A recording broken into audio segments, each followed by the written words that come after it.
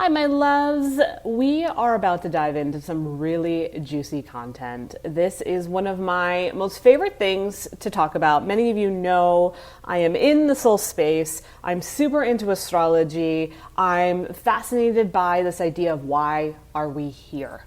And I've been fascinated by that notion literally from the moment I had the awareness and the recognition to even ask the question, why am I here? Where have I come from?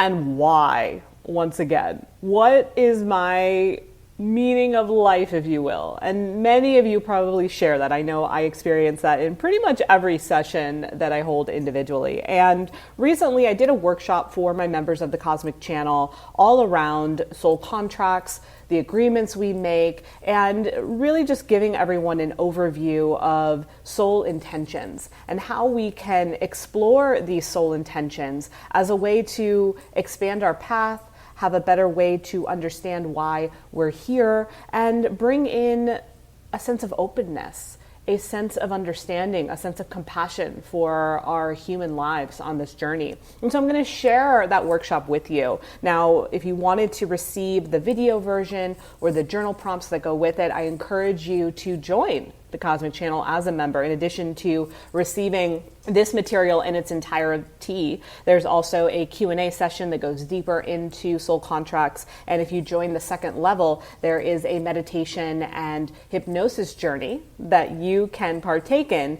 to go even deeper to your sacred soul space, this beautiful place in the universe where your soul resides, where it recharges, where it hangs out in between lives, where it creates that contract for the next round. So enjoy this episode. It has lots of meaty, exciting cosmic content. If you love it, hit those 5 stars. Let me know. Shout me out on Instagram. I freaking adore you.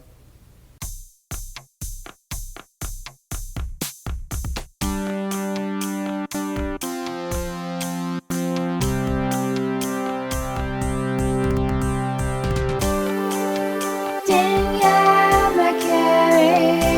It's time for the show. Danielle, welcome to the show. Danielle Mercury. Welcome to the show. Welcome to the show.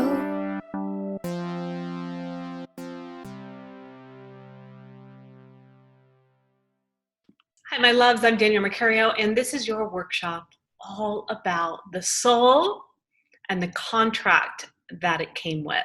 We're going to use this opportunity to explore what happens to your soul in and out of lives, why it chooses to come here when it does, how it creates a contract, who's in the contract, how you can start to explore your contract, look for clues, uncover things, find your ever-evolving purpose. All of that is to be covered in our time together. So in order for us to really go there, we need to go within and form a deeper connection so that we can really be open to this experience. And one other thing I will add, there is a lot of discussion around this idea of the soul and reincarnation and contracts and purpose and destiny. And that being said, any kind of conversation you've heard around the soul, Akashic records, where it's been, past lives, hold on to what feels good to you and then be open to what I have to say. Some of it might be already familiar, some of it may be new, some of it may not land or resonate or feel like it's, how your soul is here. That is okay. This is an invitation to learn and receive. Notice what makes sense, notice what connects, notice what you want to just dismiss, and then notice that there's like 1 or 2 things that you kind of want to permeate on. Those are the juicy spots that we want to hold on to. All right, let's center in. Go ahead and close your eyes, getting comfortable in your seat, whatever that may be or look like for you. And as you adjust into your surroundings, go ahead and make a conscious, deliberate container or parameter around this experience for you. Allow yourself to feel the shift of edging out from your world leading up to this, or thinking about anything that you have to do outside of this later. And just be in this carved out beautiful morsel of time that you've invested in for yourself. And as you welcome yourself into this beautifully led space, go ahead and notice if you have any intentions. Or maybe bring forth that part of you that is always so fascinated by this stuff. And as you bring forth that part of you, if not already, the eyes are closed. We begin to deepen the breath, expanding our readiness and presence. Breathing in through the nose and out through the mouth. And just repeating the cycle of breath, every inhale in, allowing you to shift even deeper into the here and now. And every exhale, an opportunity to release, to let go, to detach from any circumstances, any thoughts on your mind that don't serve you at this time. And let's just keep breathing in, breathing out. Letting yourself get lighter and lighter. Becoming more and more relaxed. Letting go of any tension or noticing if there's any tightness in your body. Maybe send a little bit of lightness, or maybe soften that area if you notice it's been clenched or tight. And just keep using the breath as a signifier of the present moment, and that you are making a choice to just be in it. Continuing to feel so light that it's hard to hold the energy of your mind, to think about thoughts. Maybe you're becoming so light that you can feel your mind start to drift away from your crown, from your head, feeling it floating backwards, being tucked away in a space and a place that you won't need it for a while. Becoming lighter and lighter, more at ease, bringing more of your awareness to that part of you that was really excited about this information, that felt really called to learn more about the soul. That part of you that feels genuine, on purpose, alive. Maybe it's your higher self. Maybe it's just a really beautiful sensation inside of you. Whatever it is that's calling forth this connection to this curiosity and excitement, go to it now. Go to it now and breathe into it. And breathe out of it. Every breath allowing you to become more and more connected to this part of you. The connection growing, becoming stronger, more expansive. And as you form more and more a connection of this space, or however you identify with it, we realize that this is the part of you that holds your records, that holds the truth of the moment your soul chose to descend here on earth, that signed a contract, that made agreements, interactions, exchanges, that reviewed the lives from before, that sat in class around different healing modalities for the soul of your own and for the collective that you would come to.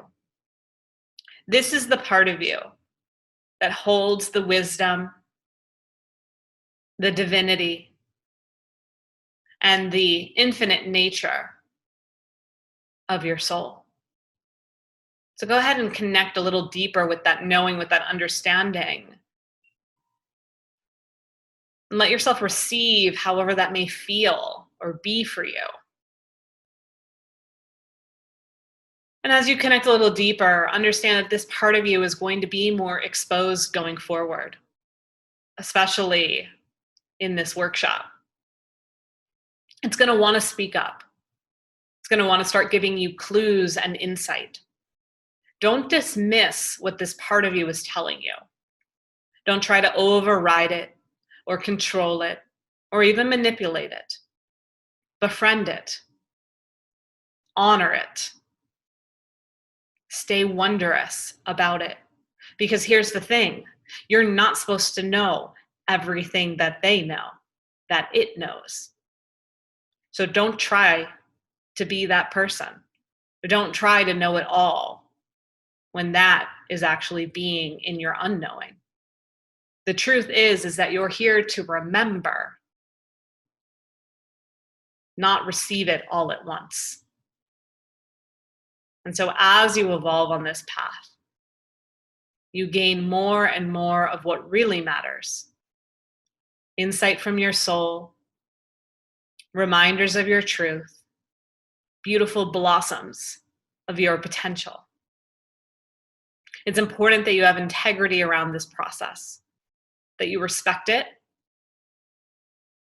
and you own it as your own, because it is.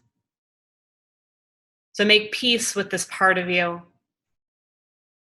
Step into it.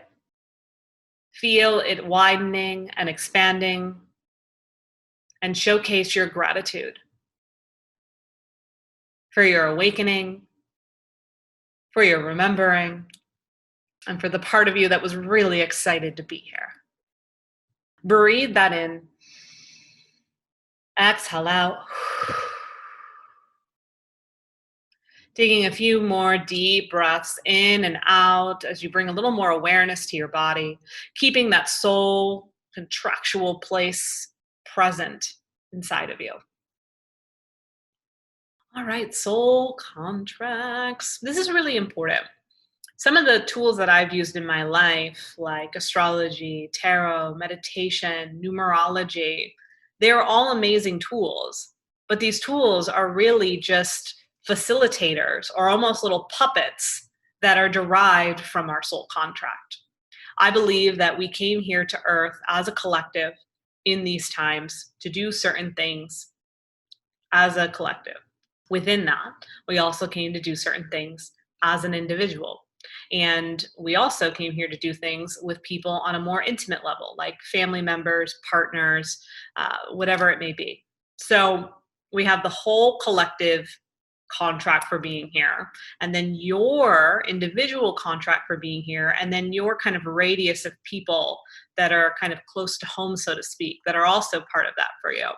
Now, the understanding was that during these times on Earth, we would be given these tools to help us remember, you know, why we have things like, and we're going to go into them, astrology, numerology, intuition, you know, all these things are to help us remember, to be like, whoa, you just woke up. Now it's time to remember. And part of what you're remembering is really just what's in your contract. So the contract really is the foundation for everything, the truth of why you're here. You know, some people can just say, like, I'm just here to get to know my soul.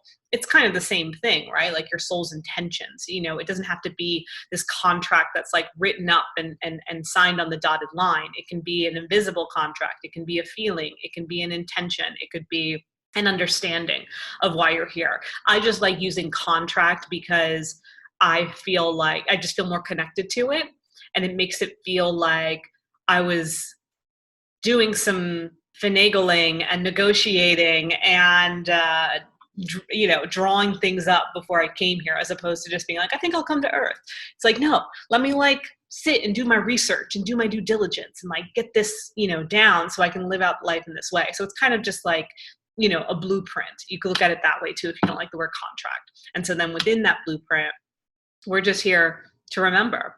And, you know, my studies around this have been from pretty early on. Part of why I was even so fascinated with astrology was because I felt like it was letting me get to know me at a soul level. So it's always been about, for me, what is the soul? Why is the soul here? And what has it done before? And what will it do after? And so, you know, I've advanced in my own life just from doing readings.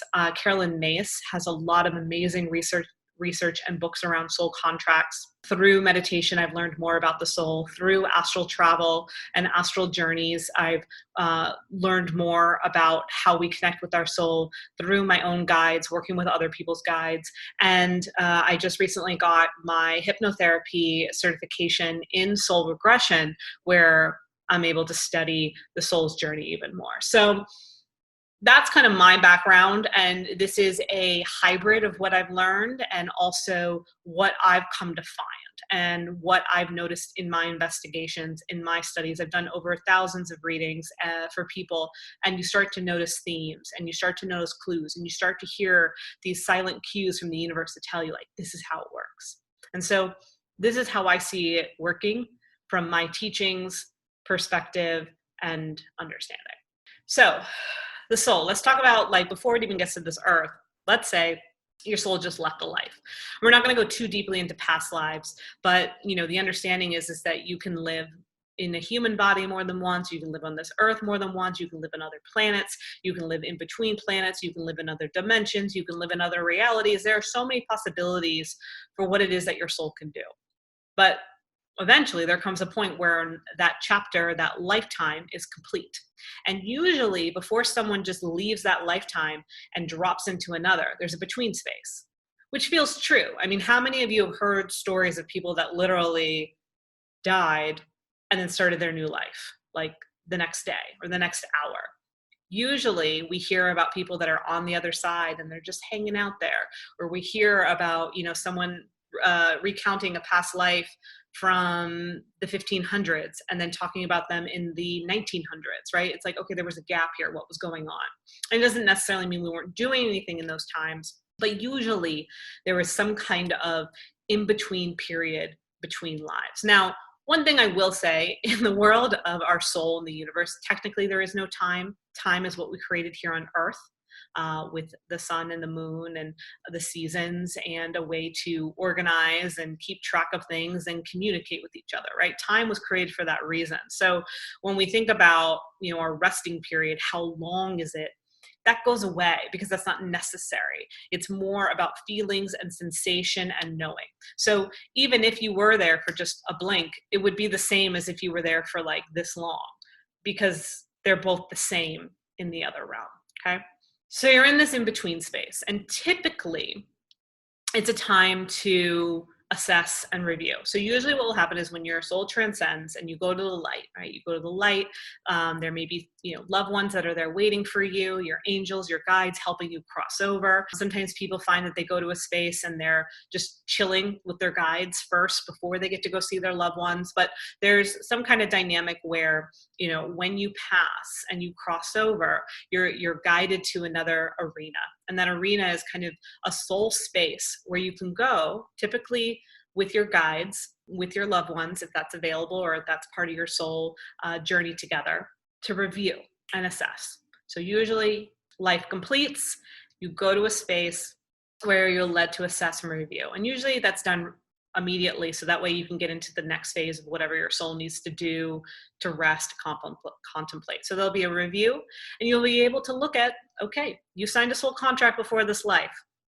Let's see how you did, and you're going to look through different things, different circumstances. We're going to talk about free will in a little bit, but we look at how things went, and we look at how you excelled in some areas and where there are still some patterns that may need to be repeated, some things that got in the way, some opportunities that you're now seeing for growth.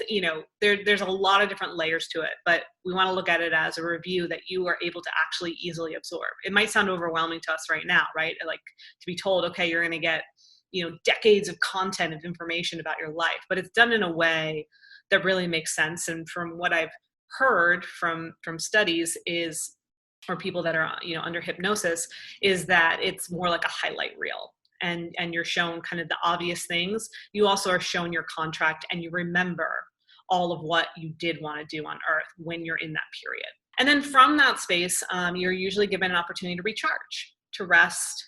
There's healing incubators. You may be able to just go hang out with your loved ones. You may want time alone. It's kind of up to you how you want to navigate your resting and recharge period. Then after that, you have a couple options. You can go to class, right? I call it the cosmic classroom, where you can go and learn different modalities, learn about how you can excel better in your next life, whatever it is that they teach up there. It sounds pretty cool, right? But you get to go to the cosmic classroom. You can also maybe go visit other realms. That could be something that you feel interested to do. You may be wanting to be a guide for someone in this current life that you want to continue to look out for and look after. So you have a couple different roles to play before you embody or reincarnate your soul again. So visiting other places, going to the classroom, becoming kind of a loved one or a guide for someone, that's also possible. And then when you're done kind of doing all of that, and you get the ping that maybe it's time to reincarnate. You'll either get the ping, or there's like we have our like guardian angels, and then we have our primary guides. And then there's like the council. And the council are the people that kind of like oversee like all of it. So they like your guides even like report to the council. So usually you'll get the ping that it's time to reincarnate, or you might get summoned by the council, and they might let you know like, hey, we're ready for you to do the next life. And usually they're more in charge of how you're helping from the collective level. So they'll get the ping and be like, hey, 2020 is going to be a shit show. We need you to like get here in the 70s so that you can be fully present and show up for when 2020 happens. And then while you're doing that, here's, you can then work on the individual things that you want to work on, right? So the council guides you at certain moments, because it's like, ooh, I know you're going to be really good for this moment in time, so let's send you down. And then you take ownership of what you'll be doing individually. Now, if you don't get the ping from the council, you might just get the ping yourself, and it might mean that journey for you is more about healing your soul as an individual and less about showing up for the collective. There's no right or wrong, right? There's no judgment in what your soul chooses to do. There's no cancel culture. There's no, it's a lot more, which is hard for us to comprehend sometimes because we want to be so hyper aware of everyone and their needs. All of that goes away when you leave this earth, right? There is no more some of the human things that we're used to, or the human parts of us that we identify with. They leave, they stay on earth. So we have to realize that like when our soul is up in the other realm, it's not up in the other realm as a human. It's up in the other realm without human being. So it's a different perspective when making a choice of what you're going to do here. And there's usually, again, there's no judgment, there's no guilt, there's, oh, I don't know what to do. It's like, this is what I'm going to do. Cool, done. And then we come down and we forget, right? And kind of to that point of what life you're ready for, people that maybe haven't lived as many lives, theirs may be more ego-based. They may run off of free will more. They may not have an identity or a relationship with spirituality or their higher selves or any of this. And that's okay, because we all start somewhere. Okay, so those, and again, this is not meant to be a judgment. If you see someone and you feel like, oh, they're more on an ego-based journey, they still have a long way to go. Well, it sounds like you're still in your ego-based journey too, Miss Judgy Poo, right? So everyone's in their own journey, but usually it's either an ego-based journey, more reliant on free will, or it's a soul-led journey where the soul is more advanced and it's more working on trust and faith. No one will ever get to 100% soul-led life that we're aware of, because that's not the point of being here. The only reason why that would happen, if I guess there'd be like some kind of major prophet, which we've seen, in history and different religions, of prophets coming through that seem to come just from the soul, but it's very, very rare. So even if you are feeling like you're leading a more soul-led life, there's still the ego journey. It's just kind of almost like a percentage, right? Like I might be more 70% soul-led in this life, 30% ego. That sounds about right. Do it. Yeah. And it kind of stays at that cadence throughout our life. And then, when we come, again, we're always going to have the ego-based. And the ego-based is going to kind of be the part of us that presents blocks that we need to learn from. So again, the ego, while it can be a pain in the ass, its job is actually to show us our blocks and our unhealed wounds and our karma and why. why is this here? If I say I'm 70% soul led, 30% ego, well, the soul stuff I'm doing, I'm trusting, I'm rocking and rolling. Yeah, the ego still has to show me things that may prevent me from continuing with my soul led life. And it's going to need to, present things that are going to create symptoms or situations or dynamics that aren't favorable, that take me out of my soul, so I can learn how to rectify them, how I can heal them, and then be back on a soul path again. Now, that doesn't necessarily mean that then I have like 75% soul led life. It just means the egoic work might be a little bit less than throughout the journey, if that makes sense, than maybe someone that has 60% ego based, 40% soul based, right? They might have more situations come their way. And that's why sometimes it seems like, why do some people seem to have it harder than others? Why, again, it's everyone's in their own journey. And like, yes, this is not then to ignore or bypass our human situation. But I think it's important that we look at everyone's in a different experience of their soul, and everyone's coming in at different levels and different points. That being said, we do not ignore what is happening in our human society. We don't say, oh, well, that person is living this way or is of this status because they're just in an ego-based life. That's not how we're supposed to look at that, especially if you are in a more soul-led life. You should be looking at that person with compassion and saying, how can I help? How can I be of service? How can I help, bring more balance to our society? That's what you're here to do. So don't ever look at people in different places and think, oh, well, that's just their journey. No. Your journey then is to say, how can I help that person? Okay, so it's really important that we look at that and we don't use our soul journey to then be a reason that we don't have to care about society, that we don't have to take care of each other, that we don't, need to look out for each other, that we don't need to advocate and rally and stand up for, human rights.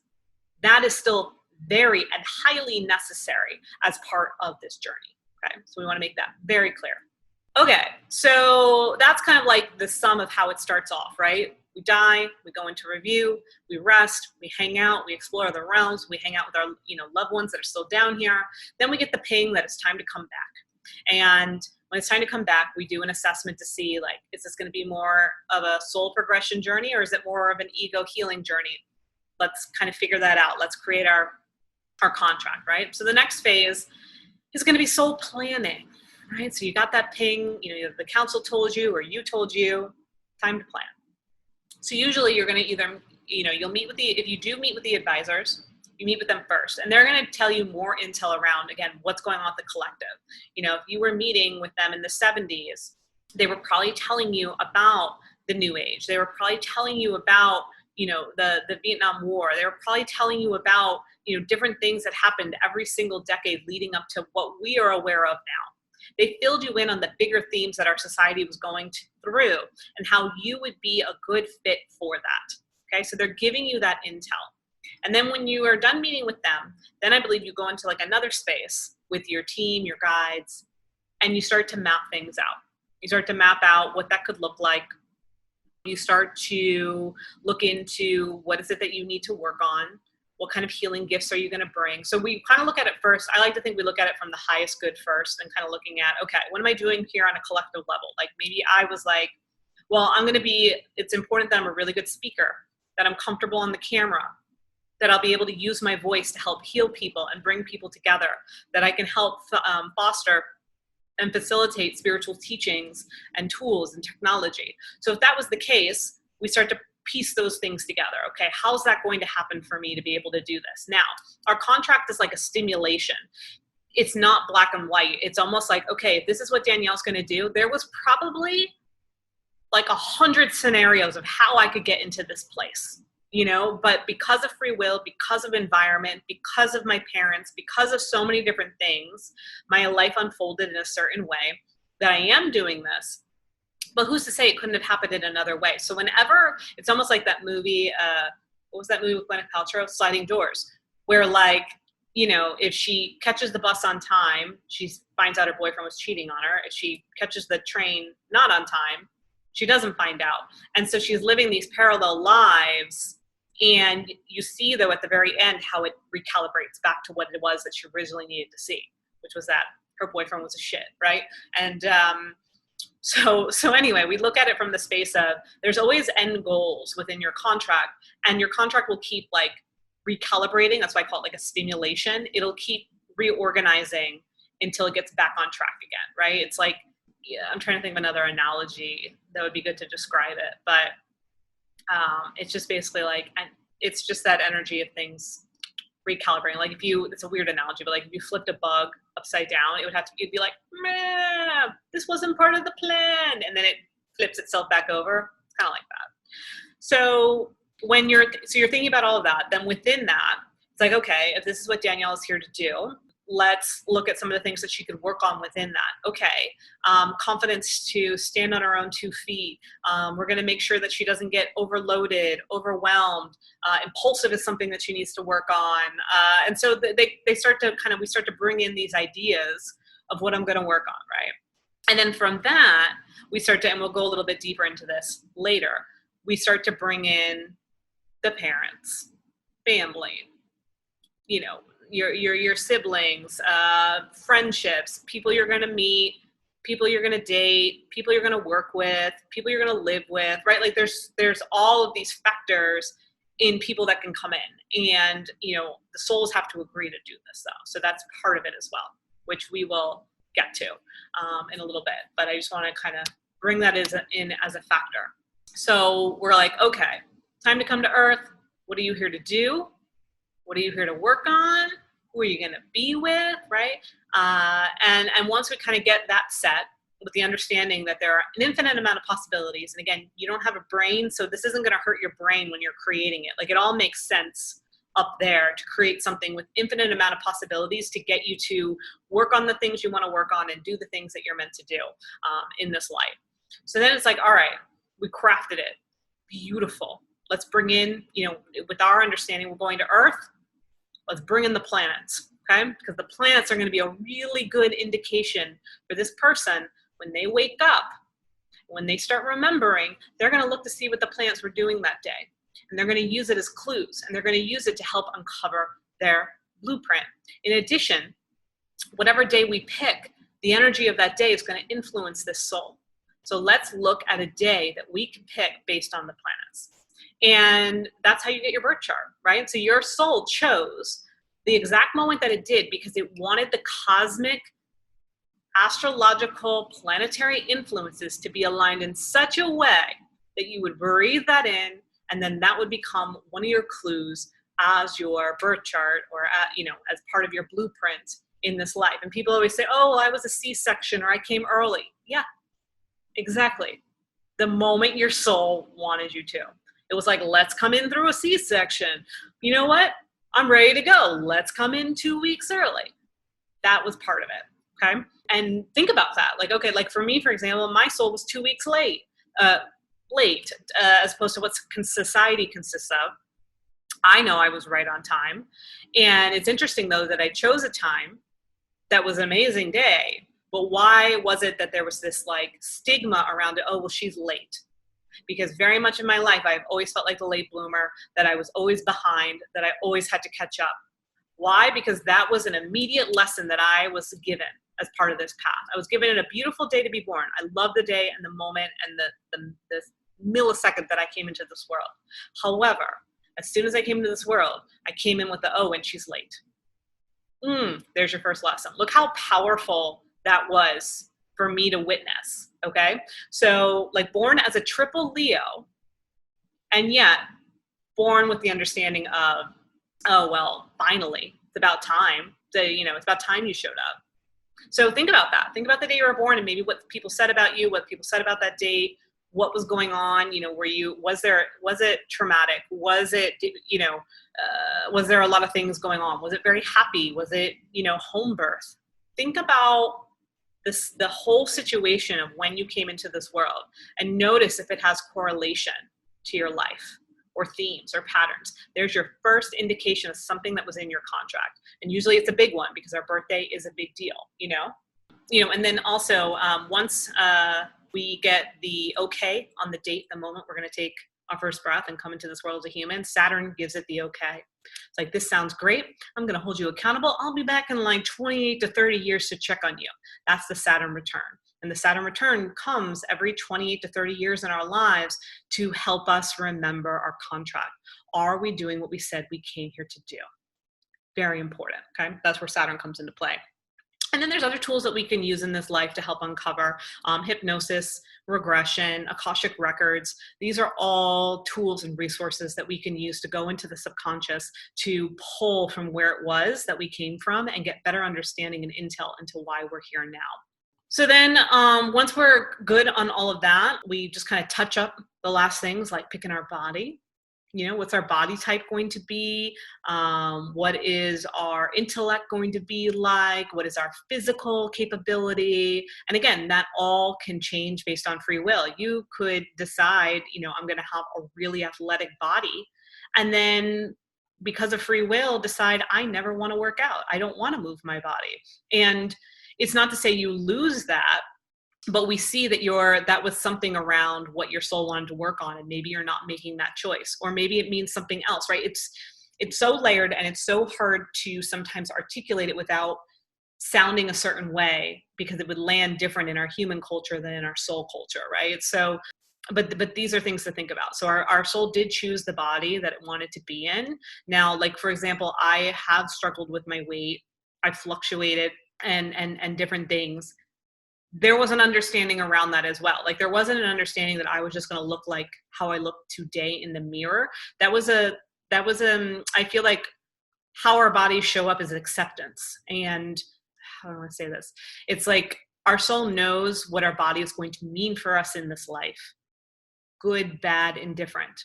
Our soul knows what our body is supposed to mean for us in this life. And how our body shows up and is reflected to us is a mirror that has to also do with your soul's intention for how you're moving forward or what it is that you need to work on. And my body for me was a big part of my healing journey. And the ways that it was showing up for me helped me understand that I did need help, that I did need support, that I did need healing.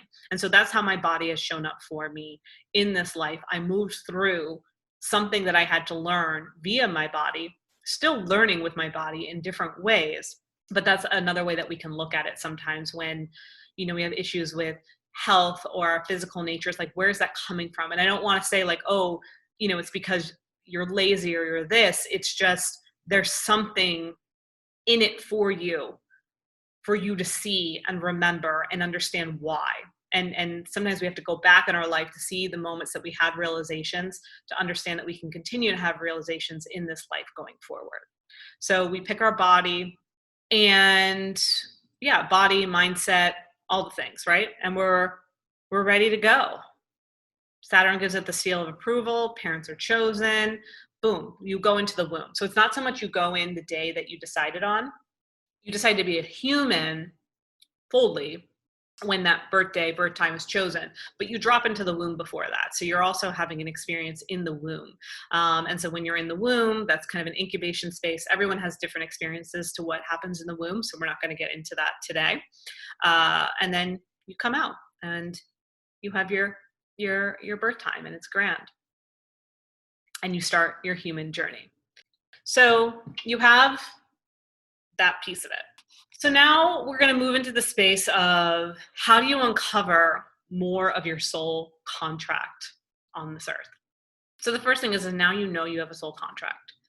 How can you tell that things are related to it in the more of the soul juicy way? I think it's pretty obvious a lot of the times when something isn't in our soul contract. A good way to look at that actually is, you know, if you're feeling guilty somewhere, if you feel misrepresented where you are, if you feel a lot of shame around what you're doing, if you feel misunderstood, if you feel unsupported, those likely are things that may have been a challenge that was in your contract, but it's not part of your soul evolution and where you need to stay.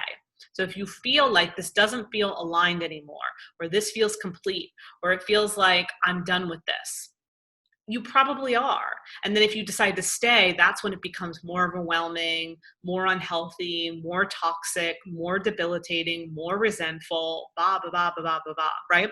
if you're having those feelings, it means that that part of the contract is ready to be completed, or it can be completed given on how you feel. Now, if you don't learn the lesson, then you're just going to jump right back in again, right? You know, when people say like, oh, I'm dating the same person, different body, it's like, well, I just jumped right back into what I was doing. Same with jobs, right? It's like, oh, I left this job because it wasn't serving me, but then I just got one exactly like it. So that's when we kind of have the challenge starts to haunt us, right? And so it's like, okay, haunting is over. I'm going to try something different.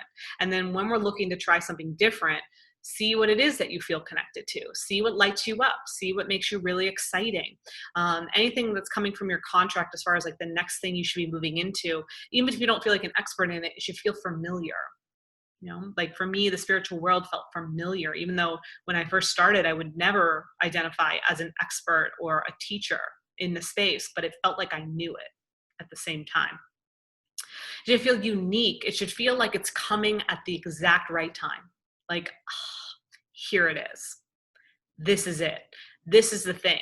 This is going to connect the dots in my life, right? And so when you feel that, get excited, accept it, explore it. Now, you don't have to drop everything, right? Like if you are working a job that you can't leave, if you find out, yes, I want to be a life coach, that and you can't afford to just drop everything and be a life coach, well, then it's like, okay, how can I continue with this job with the knowing that what I'm moving into is to be a life coach, because it excites me and it lights me up and it feels familiar and it feels like I'm just so naturally good at it.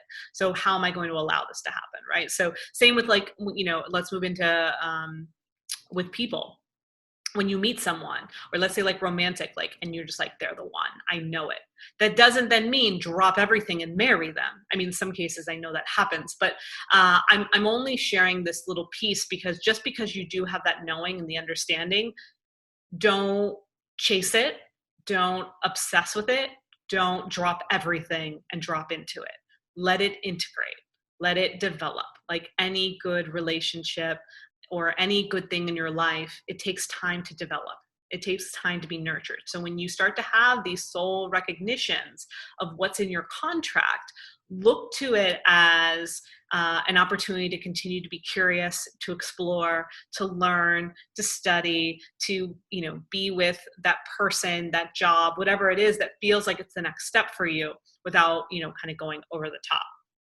Because some things are temporary. Like it could feel really familiar, really beautiful, and then it could feel over in a month. That's okay.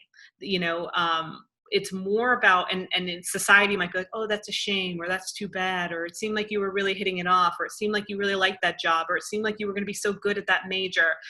And if you're just like deep down knowing like, this isn't right, or I got what I needed, right? It should always feel like I got what I needed. I feel complete. I'm ready for the next thing. Then you're good. Honor that, right? And then some things are going to be more of a continuance, or some things you might need more time to understand if you're ready to stay or go. So some agreements are temporary, some are long-term, and this is with people as well. So we meet people, and some people are meant to be in our life this entire soul journey.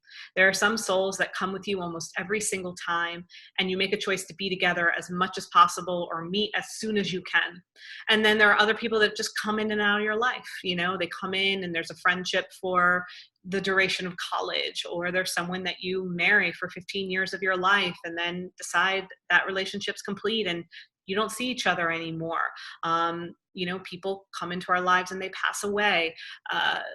You might have friends at certain times, or, you know, it just, you have a work friend, and then when you don't work there anymore, you're not friends anymore. These are all just temporary understandings of people that were meant to come into your life to fulfill something, but weren't meant to be the bigger, longer extension of the journey. And we have to be careful with romanticizing them, right? Just because you could feel this is a soulmate relationship, or this is my person, or, you know, this is my best friend, that doesn't mean let them off the hook with things. That doesn't mean that, you know, you shouldn't still have boundaries, right? Every person, whether they're meant to be in your life forever or only temporary, has beautiful things to show us and also scary things to evoke in us. And people come into your life usually when you're ready for the next phase of where you're ready to heal. And from that space of readiness to heal, you experience what you need to through that person. And so it's likely that, you know, that agreement was made ahead of time in congruence with your soul journey and what you came here to do.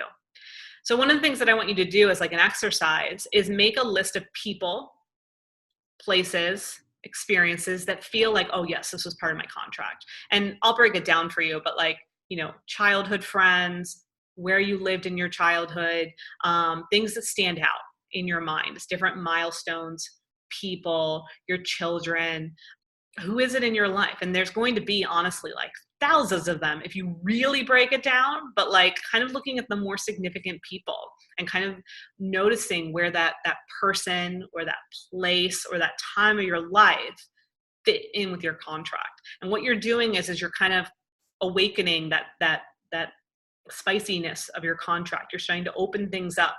You're starting to make connections. You're starting to show the universe, I'm onto this. I'm ready to know more. So that's a big piece of it. And one thing that, we might meet people we've never met before in this life too. So not every soul that we meet in this life is a soul from a past life. We could meet new people in this life. We could skip people that we did a prior life with, say, let's take a break. I'll see you in another life. Everyone serves a different role and focus. And, as much as people are serving a role for you and your soul, there are people that at the same time, again, it's not complicated in the spirit world. At the same time, you also agreed, coinciding, to be part of their contract, right? So you're part of a lot of people's contracts, whether you realize it or not. So if you ever feel like I'm alone, you're not. You're on a lot of contracts. You've made a lot of agreements with people to be here on this earth. Like, if anything, I want you to know that this further proves and validates and solidifies that you're meant to be here. You're meant to be here. And this is the part where we get to figure out why. Okay, so one thing that I will say is when you're in your soul contract and you're working it and you're really honoring it and you're leaning more into your intuition, you're focusing more on the things that light you up, that feel grounded, that feel real, that feel like, oh, yes, this is what I'm supposed to be doing, or you see it reflected through your higher self in a meditation, or you have a really beautiful vision, or you make your vision board and you see all this stuff. When it starts to come together, when it starts to actualize, when the universe starts to recognize that you're really here for it and you're doing it and you're going for it, you get rewarded, right? Again, I don't want us to look at this as all like, this is about overcoming challenges. It's also about experiencing aliveness, experiencing life, participating in the goodness and the richness. So it goes hand in hand. The more that you are willing to step up and heal and really look at challenging situations, open your heart, the more you'll receive that love and acceptance and evolution forward. Okay. Our soul's job is to evolve and continue to connect with spirit. And the more that we trust and the more that we have faith and the more that we're willing to try, the more that can kind of come to be as a result. But we have to trust the process. Okay. So we talked about Saturn return and how that kind of is an indicator every 28 to 30 years. Another place in astrology that can help us see our purpose is our nodes. So we have a north node and a south node. And there are these points of the moon that were positioned a certain way when we were born on Earth. And the nodes last typically around a year and a half, give or take, in any sign. So our south node represents whatever sign that's in. They're opposing signs. So when I was born, the South Node was Sagittarius. Right now, if you're listening in real time, May of 2022, the South Node is in Scorpio. And whatever the South Node sign is, that sign represents the baggage that you came here with, things you wanted to learn, karma you wanted to clear. So for me, having Sagittarius as a South Node, I look to see where Sagittarius is also connected in my charts. Jupiter, 5th house, okay? That's all about passion, money, expansion. Well, that's in my South Node, and it has to do with the baggage that I came here with. So then we look at it from the space of, okay, there was something from past lives where I couldn't expand, where I couldn't be creative, where I couldn't be abundant, where I was constantly limited.